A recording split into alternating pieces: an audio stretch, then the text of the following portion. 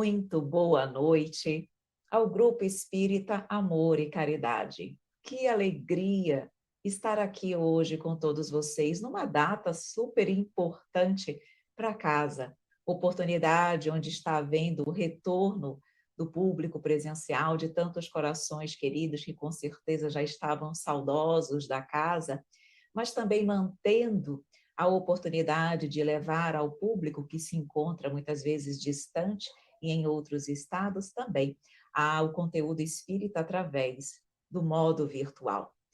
Esse, sem dúvida nenhuma, foi um dos grandes benefícios, dentre tantos, trazidos por esse momento de pandemia. E hoje, abordando um tema delicado, principalmente considerando a data de ontem, mas ao mesmo tempo, um tema de fundamental importância para todos nós. Inclusive, um dos grandes temas que trazem muitos corações para conhecer a doutrina espírita, porque ela, com o seu feitio consolador, com o seu toque de amor, vem nos trazer esperança, consolo e entendimento no que tange à morte, ao desencarne dos nossos entes queridos. E no tema de hoje, onde vamos falar sobre a perda de pessoas amadas, sobre mortes prematuras, vamos exatamente examinar como normalmente, quando perdemos temporariamente um ente familiar, como muitas vezes refletimos, conversamos com Deus. E a doutrina espírita vai examinar esse comportamento tão comum na humanidade e trazer as suas luzes. Esse é um tema que nós podemos encontrar no capítulo 5 do Evangelho segundo o Espiritismo, onde, inclusive, é o capítulo Bem-aventurados os aflitos, o maior capítulo do Evangelho segundo o Espiritismo. Então, vejam aí já a preocupação da espiritualidade amiga, que participou da codificação, de trazer o consolo para todos nós, aflitos ainda da terra. E quando nós estamos exatamente examinando a morte de entes queridos, diz o Evangelho que normalmente, diante da morte de jovens, e não daqueles mais idosos, não raro nós dizemos que Deus não é justo, pois ele sacrifica o que está forte, com um futuro pela frente, para conservar na terra aqueles que já viveram longos anos, não sempre, muito comumente, carregados de decepções. Que Deus não é justo porque leva aqueles que são úteis e deixa exatamente aqueles que, em tese, para nada mais servem, ferindo o coração de uma mãe, privando-a, muitas vezes, daquela inocente criatura que era toda a sua alegria. E quando examinamos esta passagem do Evangelho, já nos cabe aqui a primeira reflexão. Será que nós não estamos medindo a justiça de Deus pela dos homens?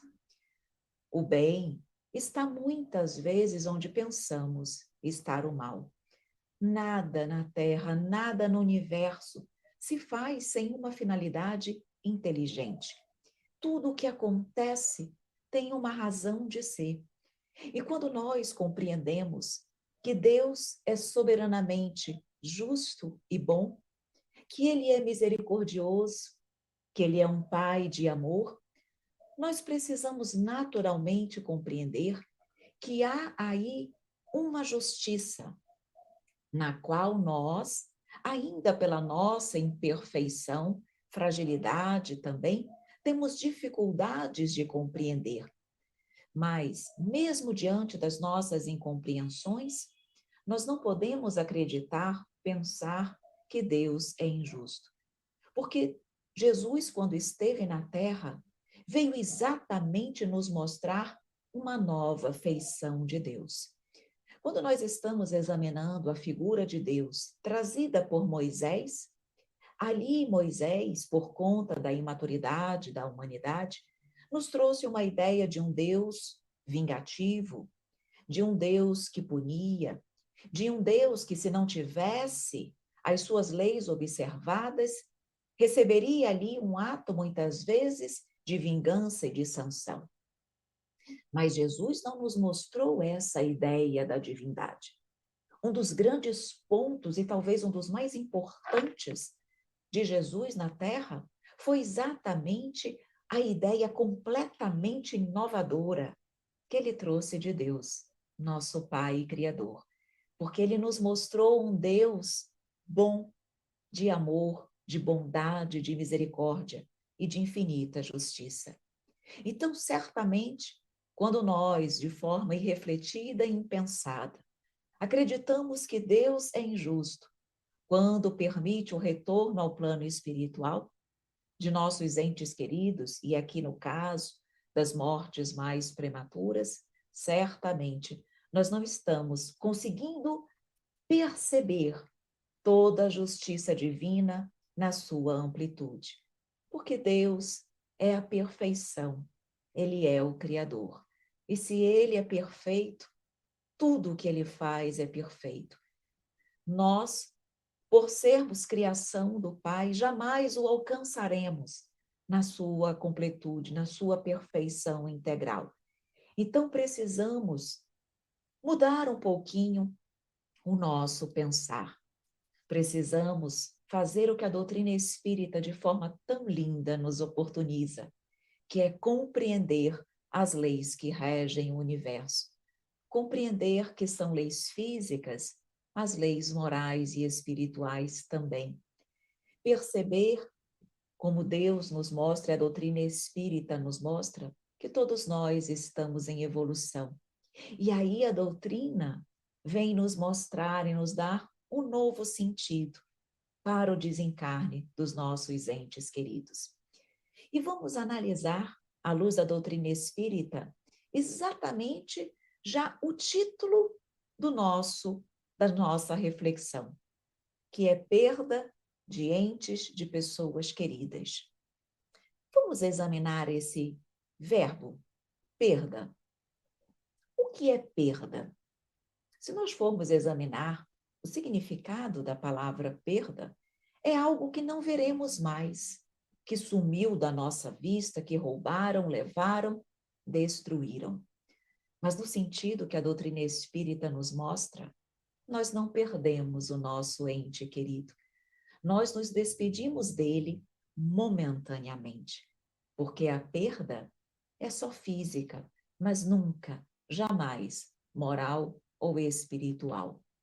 Então, precisamos já começar a perceber que não há a perda, porque não há esse distanciamento eterno, permanente dos nossos entes queridos. E já está aí um dos pontos mais consoladores da doutrina espírita, que nos mostra que nós podemos sim nos contactar os nossos entes queridos, podemos estar com eles novamente. E eu digo isso não só quando nós estivermos retornado ao plano espiritual e também desencarnados. Não.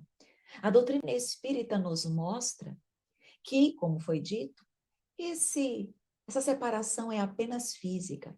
Porque mesmo quando nós estamos encarnados e nossos entes queridos desencarnados, nós podemos estar com eles. Podemos estar com eles em desdobramento pelo sono. Quando, emancipados, vamos ao encontro dos nossos familiares que já desencarnaram, dos nossos amigos espirituais, temos a oportunidade de viver parcialmente a vida de espírito, estudando, trabalhando, progredindo. Nesses momentos, estamos juntos novamente com os nossos entes. Onde há perda? Não há. Mas essa não é a única possibilidade. Essa é a mais comum, que todos nós podemos ter.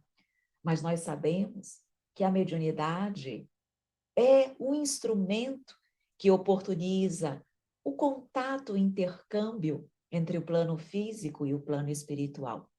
Quantos entes através da mediunidade, não vêm dar notícias aos seus entes queridos. Percebam que a perda não existe.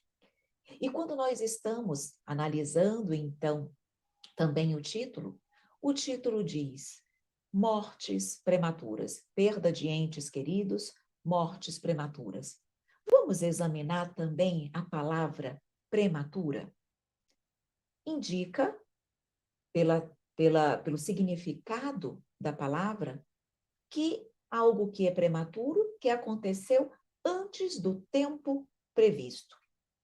Será mesmo que as mortes dos nossos entes mais jovens, elas são prematuras? Elas o são apenas pelo nosso ponto de vista material. Porque, na verdade, e vem o Espiritismo mais uma vez nos orientar, que elas ocorrem sempre no tempo aprazado. Tirando os suicídios diretos e indiretos, todos nós vivemos o tempo que nós precisamos dentro das nossas necessidades evolutivas e segundo as leis de causa e efeito. Nenhum de nós fica mais ou menos tempo na Terra. Aqui ficaremos o tempo necessário, aquele tempo útil para que nós, na atual existência, pudéssemos cumprir aquilo que nós nos propusemos. E se nós formos refletir sobre as chamadas mortes prematuras, embora nós já sabemos que elas não são, nós vamos olhar o que nos diz a espiritualidade lá no Evangelho segundo o Espiritismo. E o Evangelho nos diz que essas mortes, chamadas prematuras por nós, na verdade são quase sempre um grande benefício que Deus concede àquele que se vai. Porque, na verdade, ele é preservado das misérias da vida material, das seduções que o mundo nos proporciona. Seduções essas que poderiam muitas vezes arrastá-lo à perdição. Na verdade, aquele que morre na flor da idade não é vítima de uma fatalidade, mas Deus julgou, analisou, compreendeu que não era mais útil aquela pessoa permanecer na Terra na condição de encarnada. Porque aqui já aprendeu, aqui já realizou tudo o que precisava realizar naquela existência. E se nós formos pensar bem, de fato é um grande benefício, porque nós sabemos que a Terra, conquanto esteja passando para mundo de regeneração, ainda está em processo de transição, ainda é mais um mundo de expiações e de provas, onde aqui viemos para sermos realmente testados diante de inúmeras situações desafiadoras da vida. A Terra não é um mundo feliz, a Terra é um mundo de lutas. Então, quando nós também estamos estudando a doutrina, ali é colocado que a Terra é como se fosse um grande hospital, uma grande prisão, onde para cá são enviados os espíritos ainda devedores para com a lei, os espíritos enfermos da alma, mas que quando ficam saudáveis, quando cumprem as suas penas, adquirem a liberdade, adquirem alta, recebem alta e retornam ao plano espiritual, porque lá é para aqueles que bem cumpriram a sua tarefa na Terra, é um ambiente muito mais feliz. Então, se nós formos pensar, quando nós ficamos muito entristecidos e algumas vezes até irresignados pelo desencarne de nossos familiares ou daqueles que se encontram numa condição ainda mais jovem, nós, na realidade, estamos pensando, puxa vida, eu estou preferindo a vida efêmera, difícil e desafiadora da Terra às esperanças da vida futura. Eu prefiro que o meu ente fique aqui na Terra, num mundo de dificuldades, do que ter ele a oportunidade de vivenciar uma vida mais plena no mundo espiritual. Será que vale mais a pena um lugar aqui, entre os encarnados, do que entre os espíritos bem-aventurados? Será que tal comportamento não seria egoísmo da nossa parte?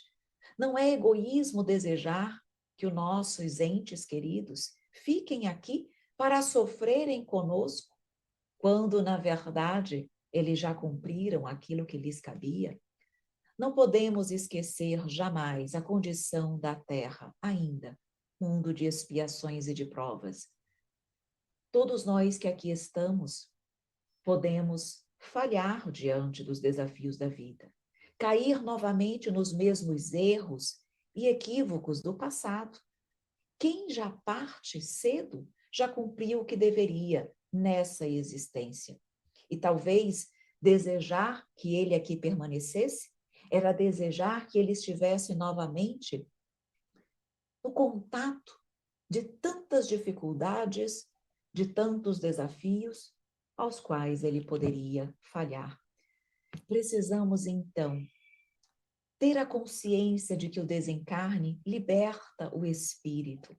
Ele retoma a sua consciência eterna, plena, para novos rumos de aprendizagem. Porque na espiritualidade, no mundo espiritual, ele vai continuar aprendendo, ele vai continuar trabalhando, ele vai continuar, muitas vezes, se apresentar condições para isso, trabalhando pela sua família, que aqui permanece encarnada. Então, ele cresce, ele se desenvolve, e todos nós estamos no mundo, fomos criados para evoluirmos. E a evolução não se faz apenas no mundo material, mas na erraticidade igualmente se evolui. Só que as evoluções, o crescimento é diferente. As virtudes que eu adquiro, aquilo que eu posso crescer no plano espiritual, é diferente do que eu posso crescer e evoluir na matéria. São aprendizados distintos, mas ambos fundamentais para que o espírito possa chegar à perfeição relativa. Por isso, nós ficamos alternando um tempo na matéria, um tempo fora da matéria, porque são aprendizados diferentes. Então, nós temos aqui na Terra o que nós precisamos para o nosso progresso espiritual, dentro daquilo que a vida material me proporciona. Uma longa ou uma curta existência, precisamos lembrar que maiores desafios haverão. Uma longa existência, mais desafios no mundo material. Uma existência mais curta, menores desafios, menos dores, menos enfrentamentos. Percebam, então, como a doutrina espírita, ela nos abre o leque de observação acerca da morte. Enquanto aqueles que não conhecem a doutrina veem na morte algo ruim, um sofrimento, a doutrina espírita nos eleva o espírito e nos mostra que para aquele que desencarna é, na verdade, um prêmio. Isso não significa, obviamente, que nós não vamos sofrer, que a dor deixa de existir para os espíritas. De modo algum. A dor existe. A dor pela perda momentânea de um familiar é uma das maiores dores que a humanidade enfrenta. A doutrina espírita, ela não tira a dor de ninguém, mas ela nos traz serenidade, entendimento, para que nós possamos passar por este luto de uma forma menos sofrida, de uma forma menos desequilibrada, de uma forma mais serena e pacífica. Porque o entendimento e, principalmente, saber que não há a morte, não há o desaparecimento completo dos nossos entes queridos, que a morte não nos distancia e não faz com que o amor que nós sentimos uns pelos outros se acabe. Tudo isso traz realmente um consolo gigantesco para a humanidade e faz com que nós possamos melhor compreender tudo e, principalmente, saber que nós vamos nos reencontrar. Isso é o mais maravilhoso, que os laços de amor não se acabam e não se perdem. E que esse reencontro, como eu disse, é possível enquanto estivermos encarnados, através dos encontros durante o sono, como quando nós retornarmos à espiritualidade. E eles também vêm nos visitar. Não pensem que essa visita acontece só daqui para lá, durante o desdobramento pelo sono. Não. Muitas vezes, eles vêm visitar os seus familiares, eles recebem permissões para isso. Muitas vezes, em datas mais específicas, como aniversários, fim de ano, ou, por exemplo, na época de finados, quando há um pensamento mais direto para com os nossos espíritos familiares que desencarnados, eles vêm aqui também, tá? Não pensem que isso só acontece, por exemplo, na época de finados. Não. Isso pode acontecer várias e várias vezes, porque a doutrina espírita também nos mostra que para que nós possamos estar conectados com os nossos familiares, basta o pensamento. Não há necessidade de um dia específico. Todos os dias são dias para que nós possamos pensar com alegria pelos nossos, com os nossos, pensar com alegria pelos nossos momentos maravilhosos vividos. Como é bom ter saudade, mas aquela saudade doce, aquela saudade alegre, aquela saudade onde nós lembramos dos inúmeros momentos felizes que nós vivemos com os nossos familiares. Essa saudade, ela é positiva. Eu posso pensar todos os dias no meu ente querido? Posso. Não com sofrimento, não com irresignação, não com dor, não com choros descontrolados, mas com alegria, com um desejo sincero de que ele possa estar bem, de que ele possa crescer, de que ele possa continuar evoluindo, que ele saiba que nós aqui estamos sempre amando esses familiares, onde quer que eles estejam. O pensamento une os espíritos. Agora, uma dor, uma irresignação, um choro descontrolado, isso afeta negativamente os nossos entes queridos, porque eles sentem o nosso sofrimento desarrazoado, desequilibrado, é como se fossem flechas dolorosas que alcançam esses entes queridos e eles lá têm dificuldades para caminhar, porque ao ver o sofrimento dos familiares que aqui ficaram, eles também sofrem lá. Eles nos amam. Como eles podem crescer, caminhar, seguirem felizes quando eles percebem que nós aqui estamos repletos de dores que nos afligem? As nossas dores, elas existem, mas elas não podem fazer com que nós percamos a nossa fé. Elas não podem fazer com que nós nos revoltemos contra a vontade divina.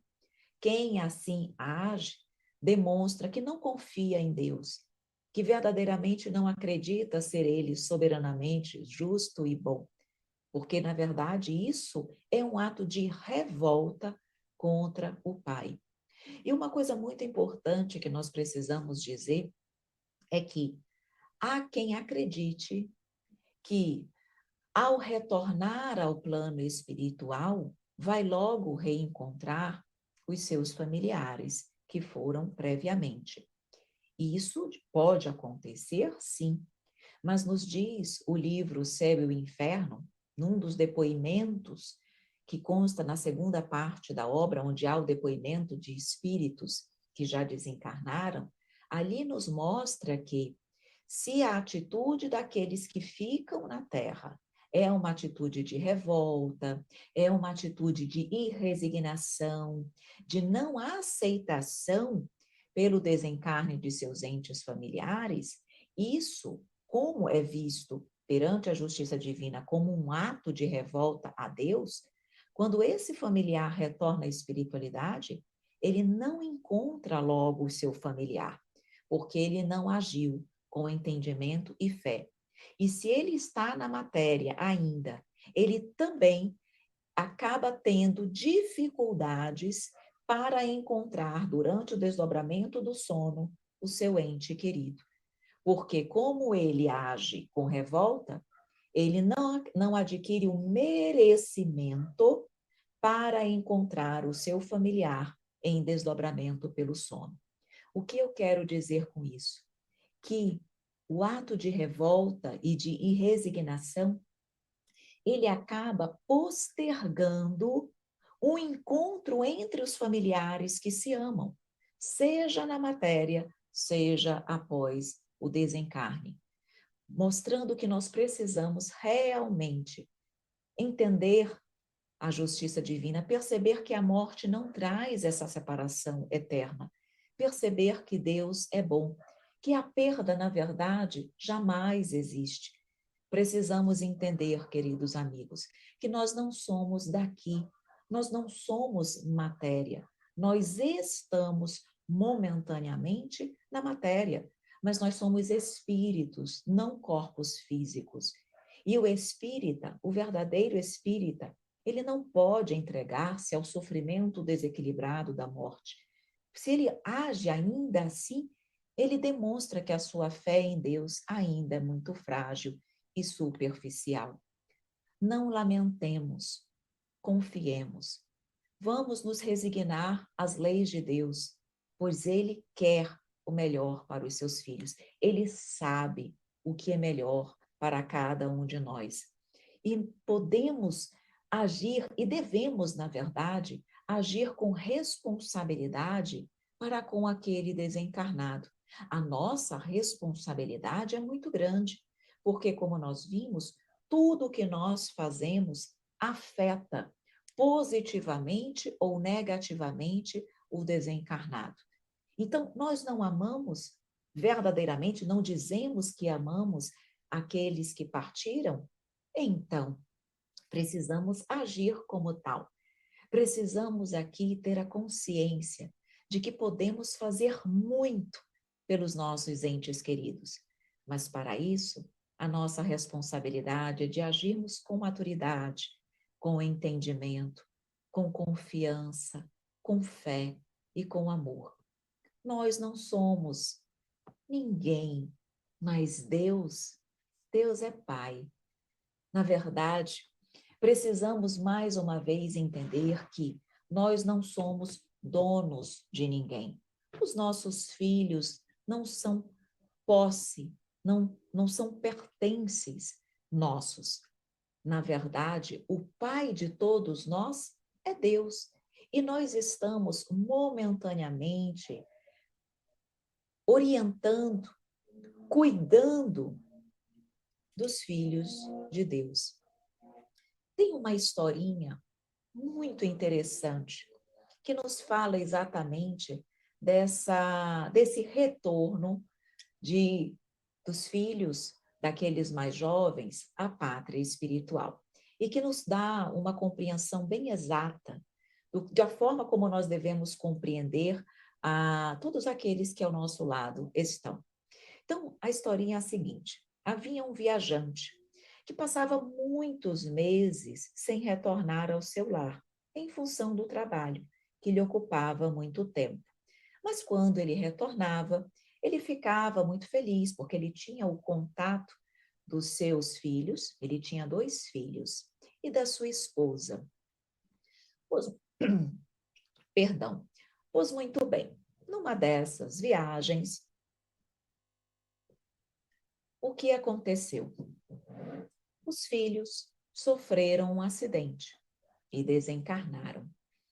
A mãezinha ficou muito triste, muito sentida, não apenas pela perda, pelo desencarne dos filhos, mas porque ela ficava pensando como ela poderia contar ao marido, quando ele retornasse de viagem, da morte dos filhos.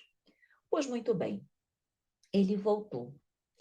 Quando ele voltou, ela disse assim para o marido, que enquanto ele estava ausente, o Senhor havia lhe dado 2 joias para cuidar. E que esse Senhor havia lhe dado 2 joias para cuidar, mas que, no momento certo, na hora certa, ele viria buscá-las. Então, que ela guardasse e cuidasse muito bem daquelas joias, mas que no momento oportuno ele viria buscar. E que enquanto o marido estava ausente, aquele senhor muito poderoso voltou para buscar as 2 joias e que ela as entregou. Mas ela estava chorosa, porque quando ele chegou, ela estava chorando. E aí ela disse que ela estava chorando porque, embora ela soubesse que as joias não eram dela, ela não queria entregar as joias para o Senhor poderoso. E por isso ela estava chorando.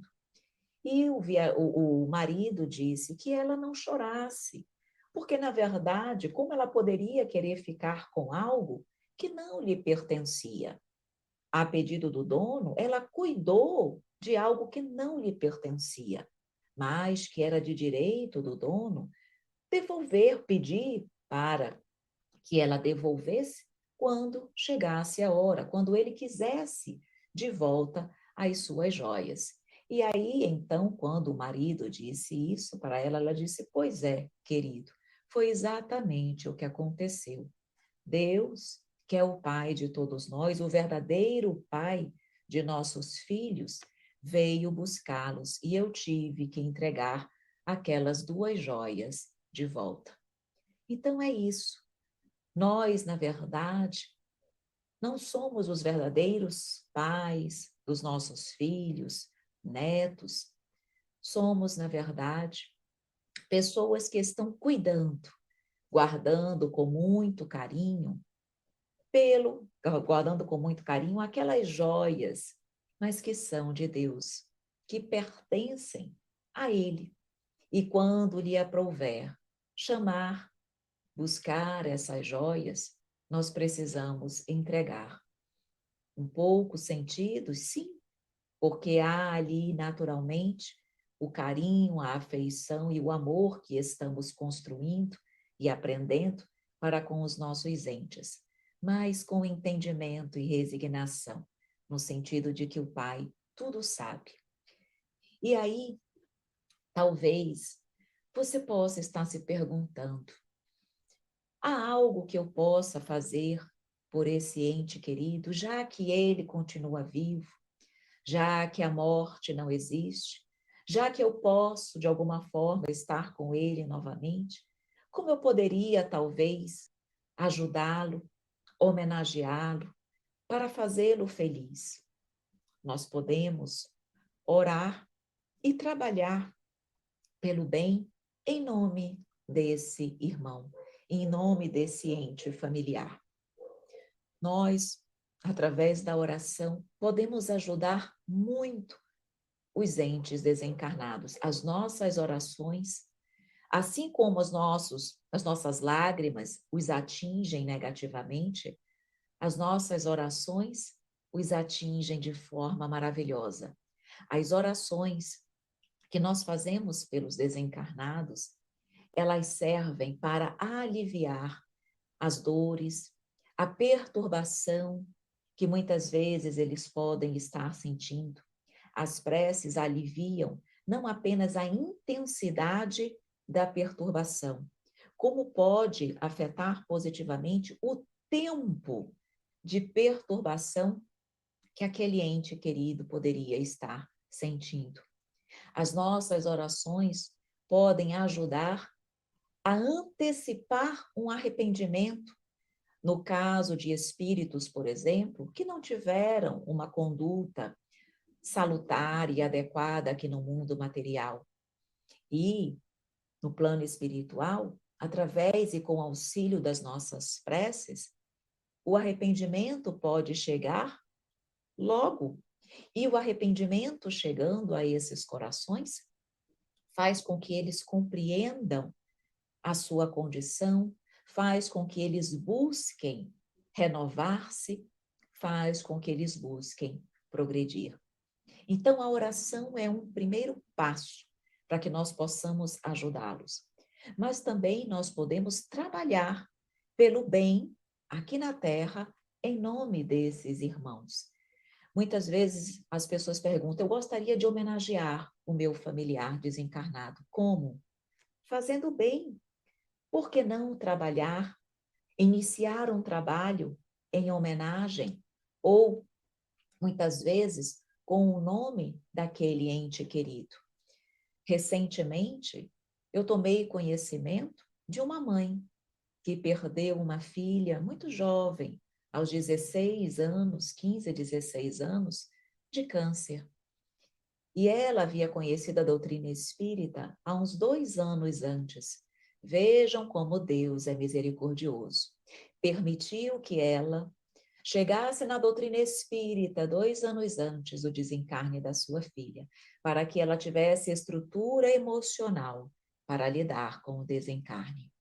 E quando a filhinha desencarnou, ela procurava grupos de apoio aos enlutados para que ela pudesse ali conversar, expor, abrir o seu coração, para que ela pudesse dividir um pouco da sua dor.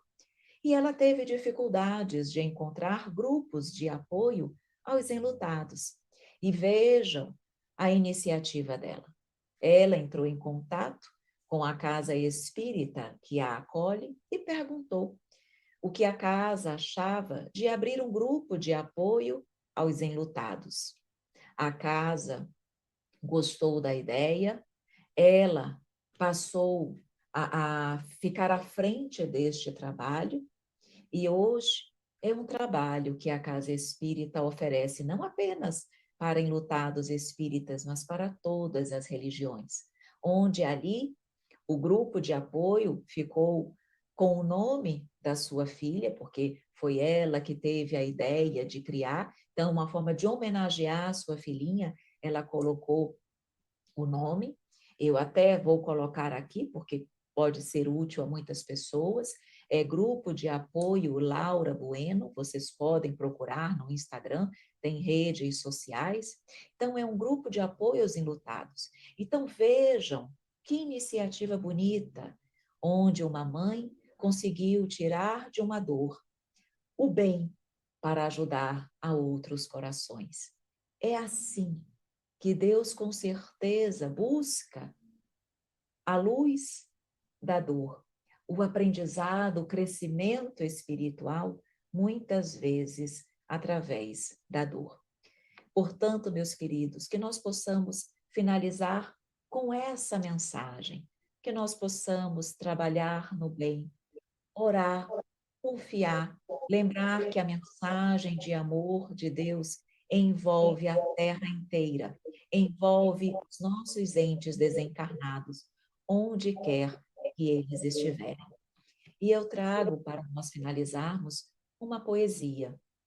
Eu gosto de finalizar as nossas reflexões preparando, escrevendo uma poesia como uma mensagem final. E a nossa poesia se chama Consolo diante da Morte. E diz assim: a morte, quanta dor, ela leva o nosso amor. Deixa pesar desolador, sentimento devastador. Mas Deus, nosso Criador, ouve sempre nosso clamor. Envia o Consolador para nos retirar o temor. Ensina a sermos imortais em experiências materiais e, voltando à erraticidade, mantemos a nossa individualidade. Não olvidamos os entes amados, sendo eles sempre lembrados. A separação é só temporária, sem jamais ser arbitrária. E pelo sono restaurador, há belos encontros de amor, permitidos por nosso Senhor para aliviar em nossa. Não sejamos egoístas, mas sim altruístas, desejando toda a felicidade para quem já tem liberdade. Revolta traz sofrimento, é falta de discernimento.